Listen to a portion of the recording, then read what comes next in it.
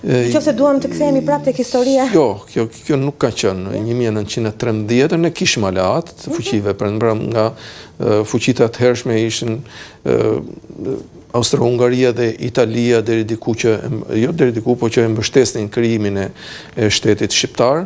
Menjëherë pastaj edhe Perandoria Osmane pasi humbi territorin menjëherë e mbështeste këtë gjë, sepse kuptohet që për shkak të lidhjes së fortë që neve kishim me Perandorinë Osmane, edhe Gjermania ishte një aleat e pro-nesh, le të themi, por shtetet e tjera ishin kundër nesh. Amerika, Anglia, Britania e Madhe dhe Rusia, sidomos Rusia, le të themi, ishte shumë kundër dhe investon të gjithçka për pothuajse zhdukjen komplet territoreve ose një territor ndërmjet Matit dhe Vjosës.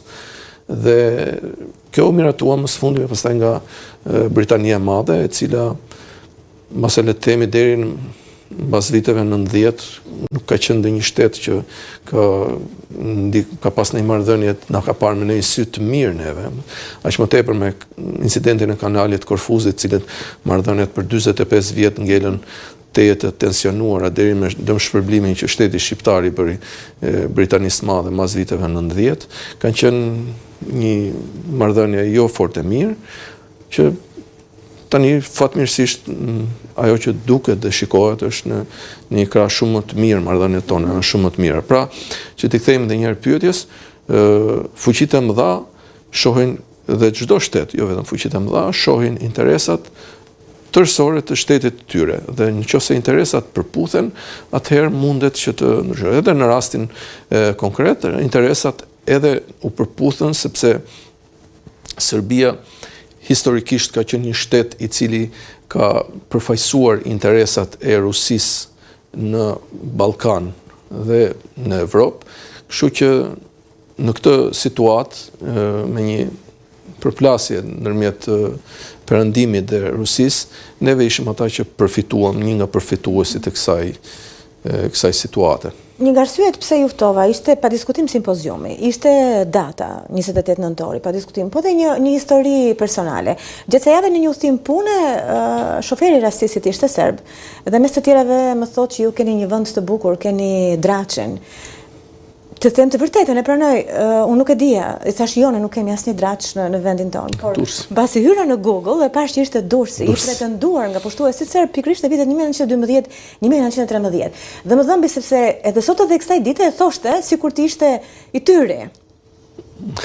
Kjo më bëri shumë të reflektoja për këto vite, pra 1912-1913 dhe dëmin e madh që këta pushtues të cilët ju sulën Shqipërisë nga të gjithë kufit kërkuan të rëmbenin nga një copë.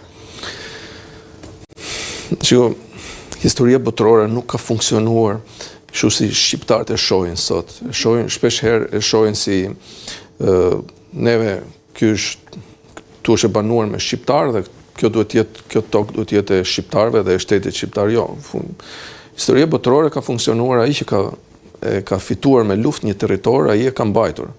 Dhe në këtë bazë është ndërtuar e gjithë e drejta ndërkombëtare që pastaj pas luftës së parë botërore me lidhjen e kombeve dhe mas luftës së dytë botërore me organizatën e kombeve të bashkuara, filloi që të vendoseshin deri diku interesat e vetëvendosjes së popujve në prioritet, por që prapse ajo kryesorja ka qenë kjo gjë.